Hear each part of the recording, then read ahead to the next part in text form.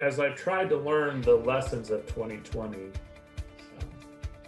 if I were to force myself to say, here's the one thing, the most important thing I've learned, it's probably been that more than anything else, it's my job to strategically and certainly from a vision perspective, but definitely from a strategic perspective, be ahead of my staff and head of the industry. And that requires me taking some quiet time and thinking through a multitude of scenarios, good, bad, indifferent, that might affect our company, identifying weaknesses, taking proactive action. Welcome to Grow Think Tank. This is the one and only place where you will get insight from the founders and the CEOs of the fastest growing privately held companies. I am the host. My name is Gene Hammett. I help leaders and their teams navigate the defining moments of their growth. Are you ready to grow? The time to think is a very precious thing for many visionary CEOs. But here's the problem. Many of them don't take the time to think. They don't schedule it. They feel a little guilt behind this. And you probably are nodding your head along with me because it's natural. We as CEOs have grown to the ranks because we have been doers. We have been the people on the front lines getting it done, whether it be leading the sales charge or leading the development of a new product or service. We've been entrenched into the day-to-day, and we rarely ever take time to think. But today's episode in the Optimize Your Time series, we're going to be looking at time to think. We're also going to be looking at how other things have impacted this CEO's time. We are with the CEO of Prosper Group, Kurt Luidhardt, and he talks about hiring a sales manager. We talk about the resistance he had to hiring that sales manager so that he had to get beyond that. Now, when he did, completely on his own, he had seen the light, if you will. He saw the benefit of having someone that led the team and had those one-on-one conversations, held them accountable, developed their own training. And actually, his team has grown since then. He's a member of the team as the lead sales rep, or the one that's kind of carrying the heavy quota. But inside this episode, we talk about that as his optimize your time strategy. But we also look at creating time to think. And we look at some of the details behind that, some of the emotional aspects of it, but also the logistic aspects of creating time to think. All of this for you to make you a better leader, more visionary. If you have any questions about where you're going as a leader, make sure you check out the free content on genehammett.com. We've got free resources there about being a visionary leader, but also you can actually schedule time with me to talk about your steps, your plan, what's getting in the way of you being the visionary leader that you know your team deserves. Well, all you have to do is schedule a call with me and you can figure out what it is. Here's the interview with Kurt. Hi, Kurt. How are you? Wonderful today. Excited to have you on the podcast again. So you've been here before. We talked about leadership and culture elements of a fast growth company. So bring us up to speed on Prosper Group. What are you guys focused on right now? Yeah, so we're a digital marketing agency with a specialty in nonprofits advocacy, and we do a lot of political work. So for us, right after the election is a key time to start looking ahead to the next cycle. There are campaigns happening next year and then again in 2022. And frankly, we've got two big races, January 5th in Georgia. So there's a lot of sort of putting to bed some of the client work for November and then going and getting some new people for next cycle, which I find really tremendously exciting. It's it's the favorite time of our cycle. Plus we have this steady nonprofit and we do a little bit of corporate work that we're constantly trying to grow bit by bit. So it's a good time to reflect on what happened, plan for what's about to happen. Well, I like that idea that you have this reflection in there. I'm sure that'll come up a little bit later into the program here. Before we jump into the real heart of this, I really want to, I don't want to get into the details of what side you're on from a political standpoint, but the way things have changed, the way digital is working inside of this, you and your team must have a lot of work to do and really learning how to use this in a different way. Yeah. In our industry, since LBJ ran for president and ran the first big blockbuster television commercial, we've had an industry dominated by television. It's still a significant amount of money spent there, but digital marketing, just like in the corporate space, has really worked its way in the last few years. And it's allowed for more one-to-one contact with voters, a lot more specificity in what you're saying and what you're talking about. And it's also brought more people into the process, more folks given $25 or $35, which has also, I think, radically changed the industry. People have been giving small money since the advent of direct mail fundraising in the 70s, but digital's really made that more prevalent for all. So it's also brought a lot more money into the system, which for companies like ours, I suppose, is a great thing. But for poor voters who see nothing but political ads for a couple of months, they might be a little tired of it. But it's an exciting space to be in. And there's a lot of, despite all the, I think, times when, as an American, you can kind of look at the process and see all the disagreement and feel discouraged. What's wonderful about it is there's something like 500,000 people who run for office every year. Most of them are running for local offices. They're the salt of the earth folks, no matter who you support. They're great people. They really are ideologically motivated because you don't run for county commissioner to make extra money. It's it's a lot more work than you get paid for. And it's a great industry to be involved because you get to, every time we help somebody, it has a direct impact on everyone around. I always say to my staff, it's one thing to say we do digital marketing for Coke, but really who cares if Coke sells more than Pepsi other than Coke? But every American is affected by what we do, and it brings a lot of daily satisfaction as we do our work. Well, I appreciate you bringing that level of context to us. As we dive into this, we're running a series on Optimize Your Time. And Kurt, I had talked with you a few weeks ago around what's the number one strategy that really has moved the needle for you as it related to time. What is that number one strategy you shared with me that day? Yeah, from the start of our company, and my wife and I founded the company together, I have sort of taken on the sales side of the business. I've been our company's number one salesman for a very long time.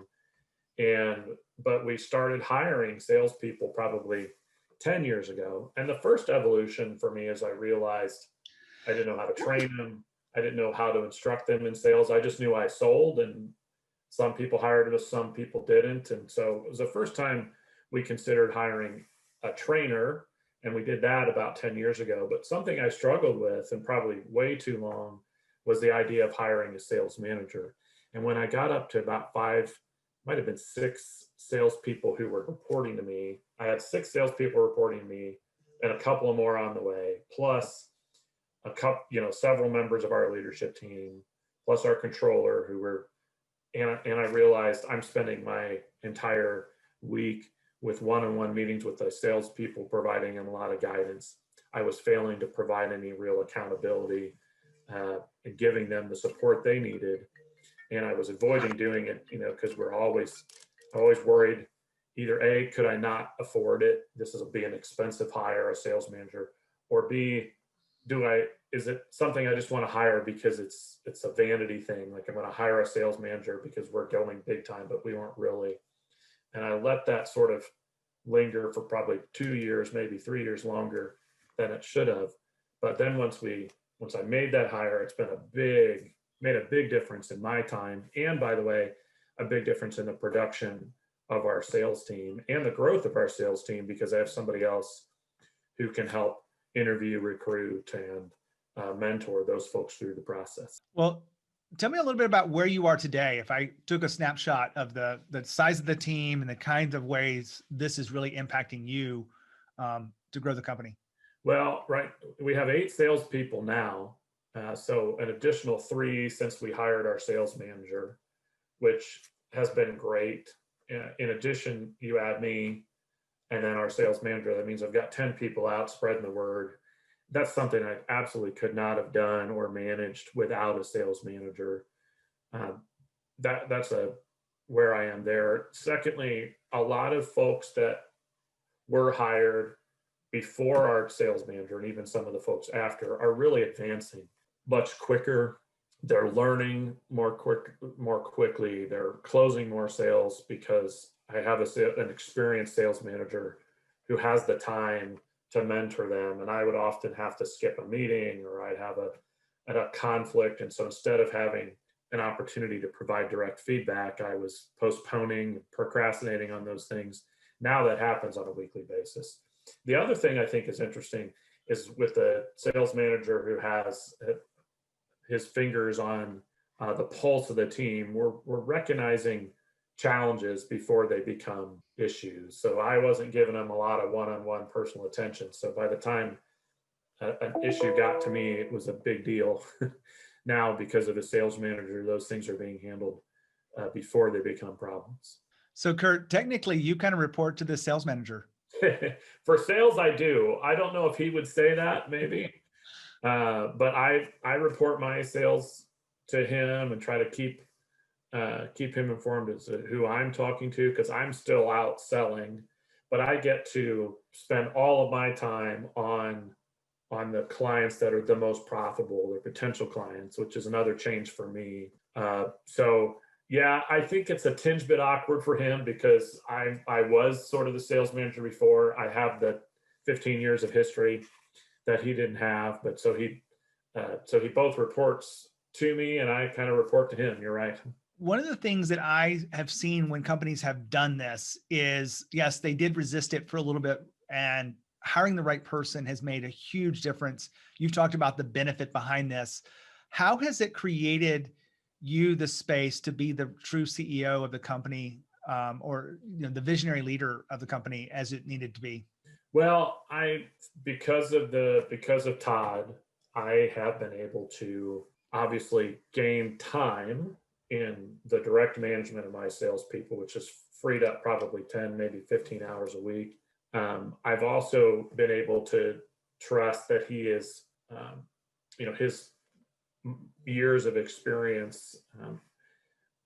I know that he can work with the team to close sales. So I don't feel like I have to jump in on every big transaction that we take place. That's also another savings. It's a little different than the time I was spending mentoring. It was a time I was spending helping close sales when they needed a heavy on the phone.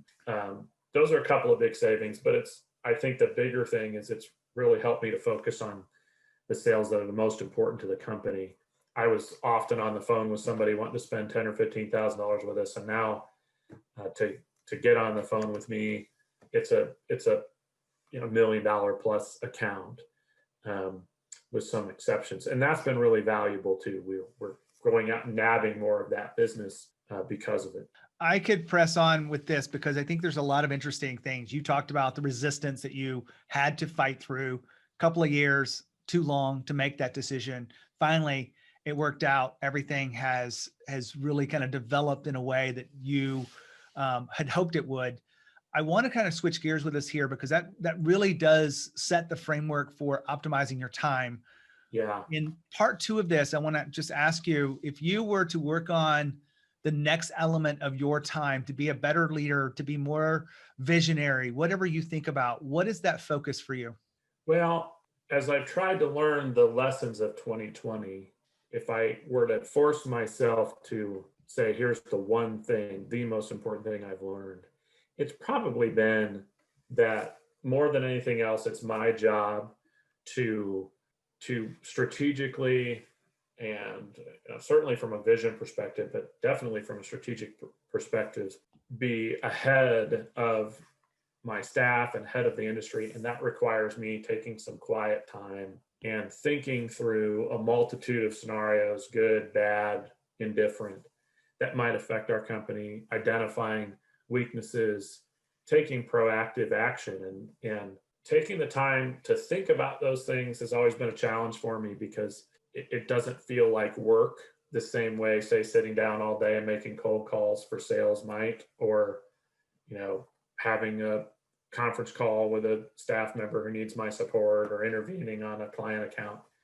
And so it's both, a time challenge. I've always got something busy, something that I'm busy, and it keeps me from tackling thinking time, but it's also sort of a mental, emotional challenge, because when I sit down at the couch with a cup of coffee with a notebook in my hands and say, I need to think about this issue, I feel like if anybody knew that's what I was doing with my time on my staff, I'd have to apologize. They're all out, toiling away with clients. And so it's been even now having realized how important it is, every time I sit down and do it, I feel this tinge of, well, this is a real lazy use of your time.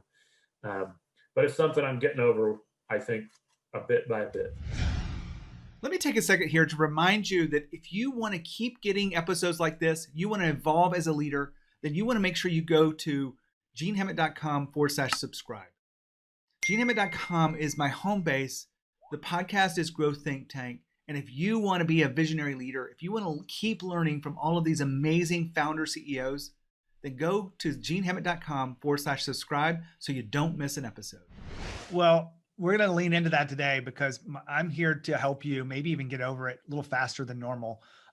This is a little bit of coaching, so I will kind of frame this in. I'm not going to go as deep as I would with a normal client. I'm not going to expose the real emotional issues behind this because you're doing the right things. It's just we need to reframe sometimes what that is, because what you're describing to me is when you sit down to do the time to think, the white space, the strategic visionary work, it doesn't seem like you're actually working, right? So it comes with a dose of guilt. Is that fair? Oh yeah. Yeah. It certainly, I don't feel like I'm working like as hard, I suppose, if you will.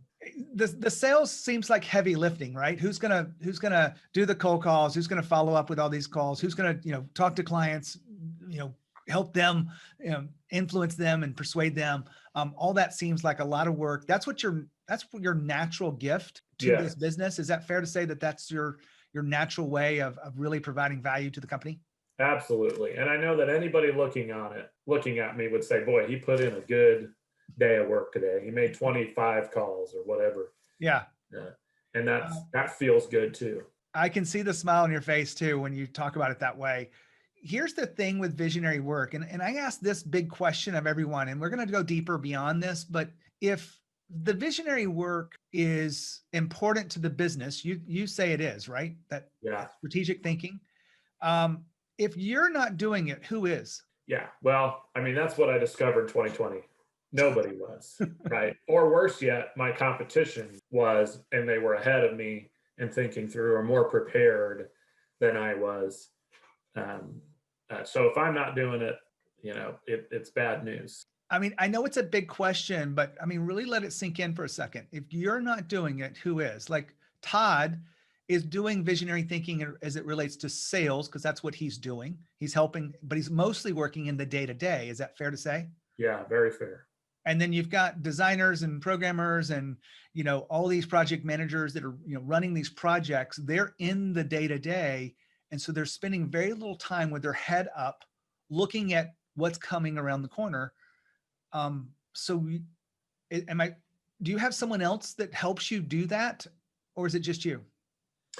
Well, I have a coach, but I have to guide that conversation. And it's also easy for me to engage in with my coach on things that are, day-to-day kind of activities. But yeah, I think if I'm not initiating it, I don't necessarily have a third party from the outside initiating it for me. So what we're kind of centering on is it's a very important aspect to the growth of the business, right? Yeah. It's something that has to get done. And you're the one person that really is tasked with doing it. Absolutely. So when you sit down to do it and you carry the guilt with you, why do you bring the guilt into that when you're the only person and it's very important? A lot of times, as it is with those sort of emotional hangups, there's not a great logical reason for it other than, it doesn't, because it doesn't feel as burning at the moment, that kind of visionary strategic thinking feels like, hey, that's something that's going to affect 6 months from now. And right now I've got this revenue problem. But I think it's very much in my head. It's even when I take a vacation, I can sometimes run into that same sort of block. Well, I know people are back home working hard, and I'm in St. Lucia. So I don't know if it's logical, but it exists. Well, it's natural. And it happens, and it's happened to me before, but I also know that sometimes you just have to reframe it. Yeah. You take a look at the vacation stuff, many of them are getting their vacations. I know most employees really love their time off and their flexibility. And, and frankly, I think a lot of people need it, especially in creative work, like what you're doing. You Yeah. can't just put out the best creative work, working 18, 20 hours a day. So you need to have time to recharge. Is that fair? Absolutely. And you going to vacation is a chance for you to truly recharge. Now, most leaders never really take the time to do that. Yeah. But when you really buy into the recharge benefits, and I've done this a lot better lately because I don't carry the kind of work I need to. I carry a book is all I carry with me when I go on vacation, is because I want to catch up on my reading.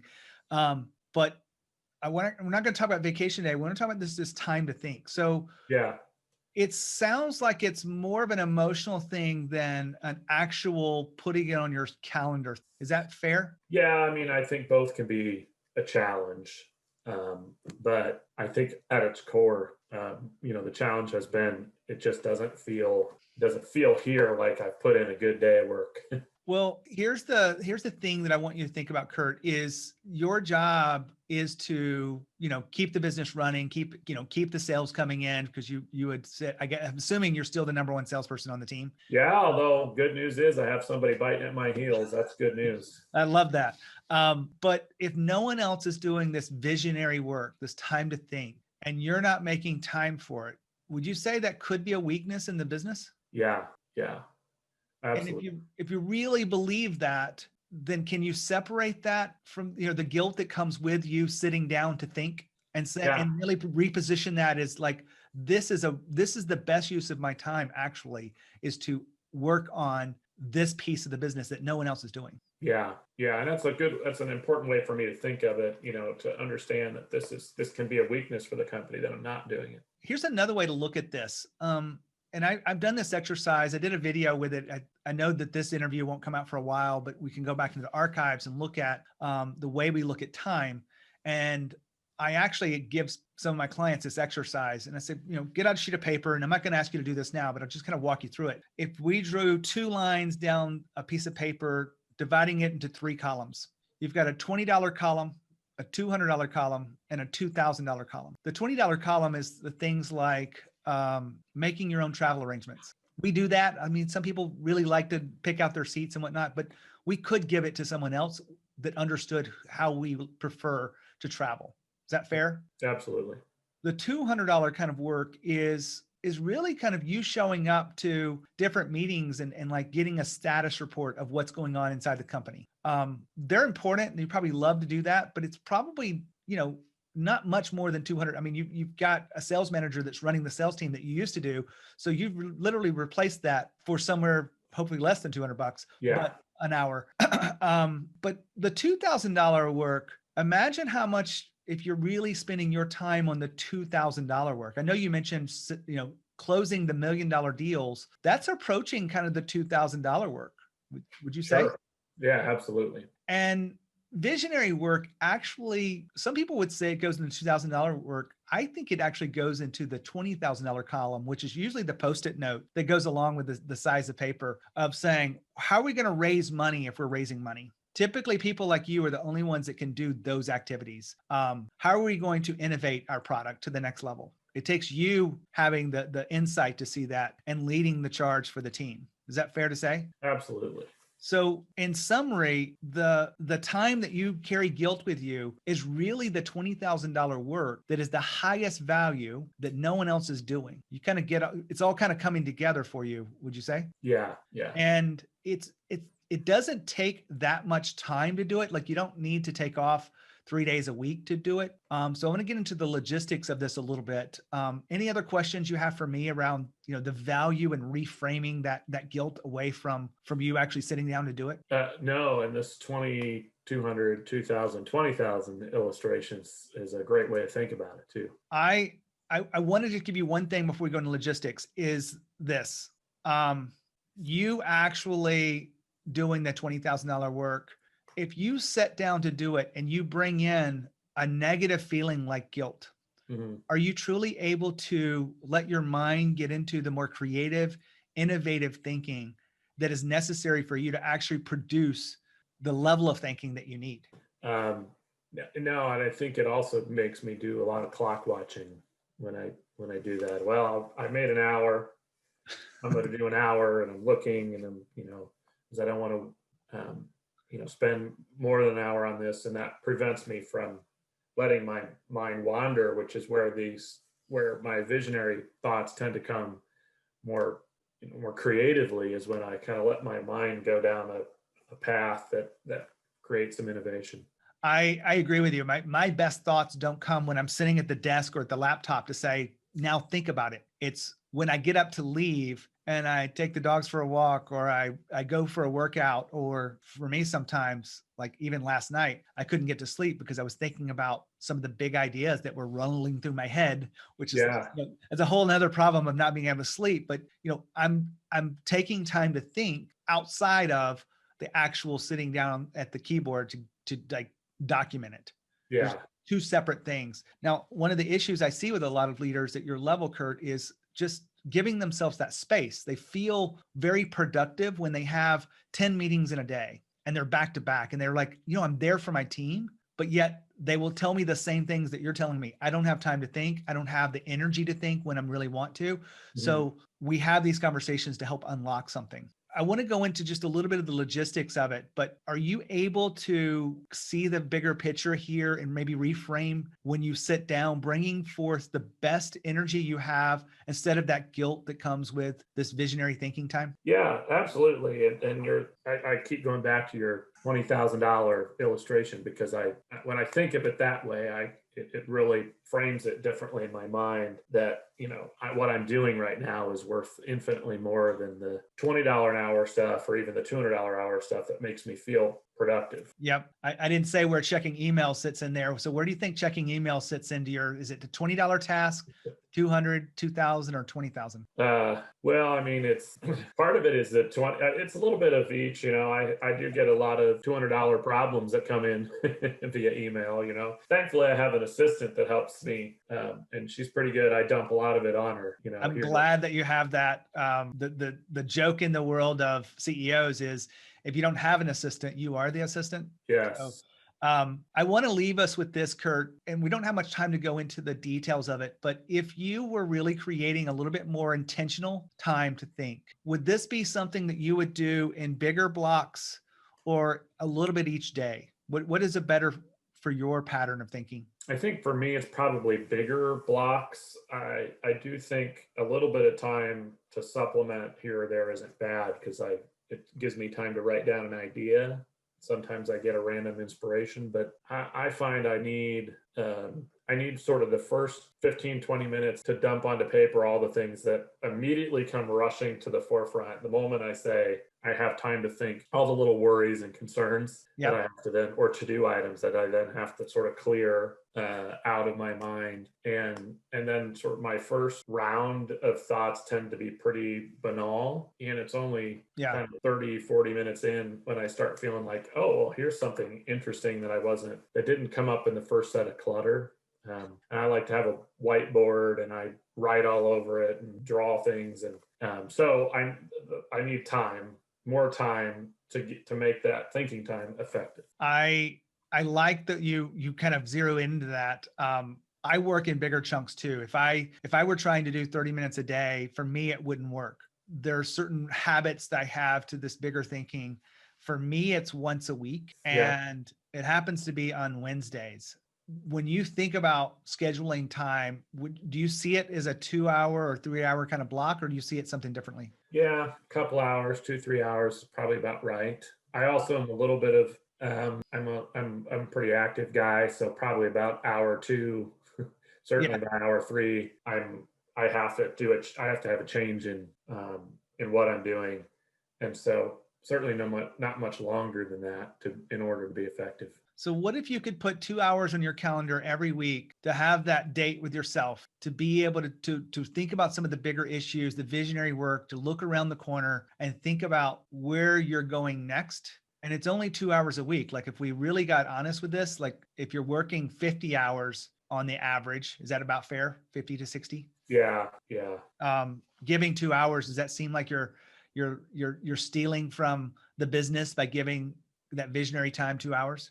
Oh, certainly not. And here's the suggestions on logistics: is find the day that works best for you and put it on the calendar. Mm-hmm. Actually block it out. And here's the detail behind it. I would coach you more through this, but I want to, for the sake of time, I want to ask you one question before I dive into the very specifics of this. What time of day do you think you do your best thinking? Are you an early morning thinker, mid-morning, kind of afternoon, evening? What time is best for you? Very much early morning for me. I like to do it when everybody else is still asleep.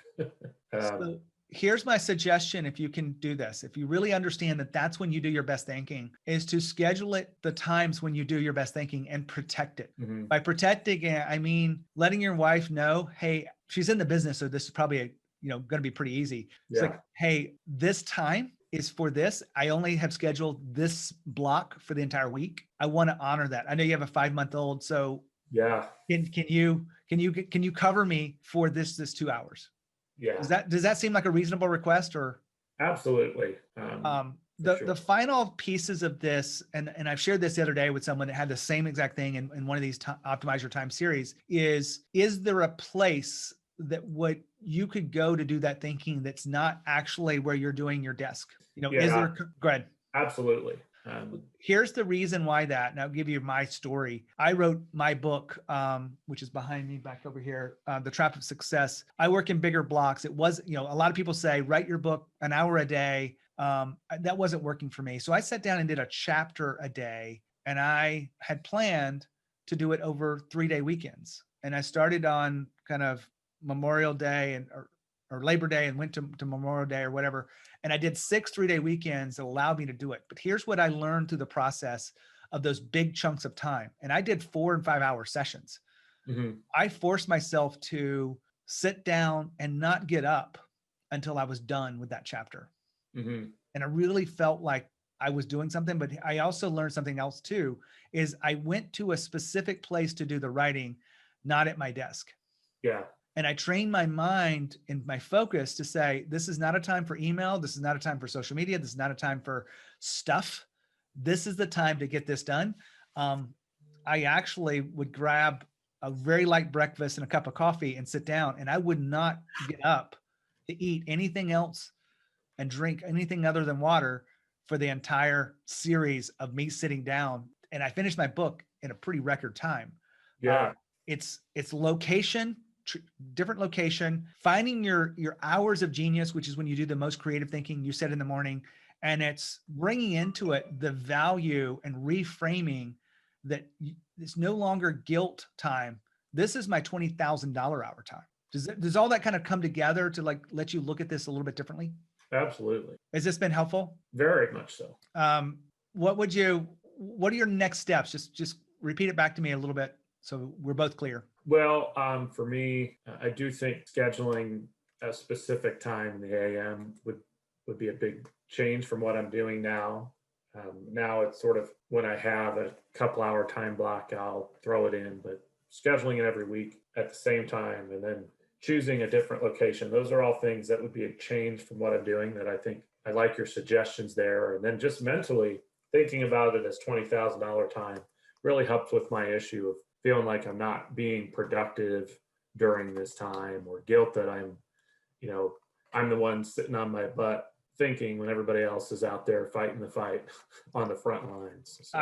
I totally get it. And I think if you did all those things, you would have a very different approach to this and you would see the benefit from it. I'm going to leave you with the final thoughts of this. And I didn't make this clear before, but this is necessary to say. One of the things I've seen with people that are trying to do something new, especially like a 2-hour block, is they'll put it on their calendar with very good intentions. And then something will show up the moment that they go to do that the first time or second time. And they will say, well, I'll do this later. Yeah. Here's the commitment I'd love for you to make to me, Kurt, is once you depict your day, whatever works for you, and you pick your time, that if you have to reschedule it, you will give yourself that rain check and you will reschedule it instead of just ignoring it. and move it to the right time, the right day. Maybe you're going to start an hour later, maybe you're going to do it the next day, but you would not skip it, because what I've seen is if you skip it too many times, it's very easy to ignore. It's very easy to let that cause even more guilt for something that you're not doing, that you said that you would do, and you're out of integrity. There's a lot of kind of coaching elements inside this. Does that kind of make sense of making the commitment to just reschedule it if you need to? Yeah, absolutely. A lot of these frameworks I've just learned over time from within my own, leadership struggles with time, but also working with dozens of CEOs like yourself that are trying to create more time to think and be visionaries. We didn't get into the real core of this, which I would if we were a client, on really who are you being, because bringing guilt to this is not the strongest place for you to solve the problems that you're looking to solve through that time. So all that being said, anything else you want to add to this, Kurt? No, this has been great. All right. So this is wrapping up another of the series of the Optimize Your Time. We've talked to Kurt about, really what he did to get someone else in place to do something that he knew he needed to do, and all the resistance he overcame to create the sales manager role and let that be a big part of his business. We spent the second part of this interview looking at really how he creates more space for the visionary time. And it wasn't the creation of the space that we really focused on. It was letting go of the guilt that comes with it. And so now he's focused on the $20,000 activities and the time to think that no one else is doing in the company. And so, in my opinion, he's probably going to let go of that guilt. Hopefully, he will be able to do that. So we're wrapping up another great episode here at Grow Think Tank. Thanks for being a part of it. When you think of leadership and you think of growth, think of Grow Think Tank. As always, lead with courage. We'll see you next time.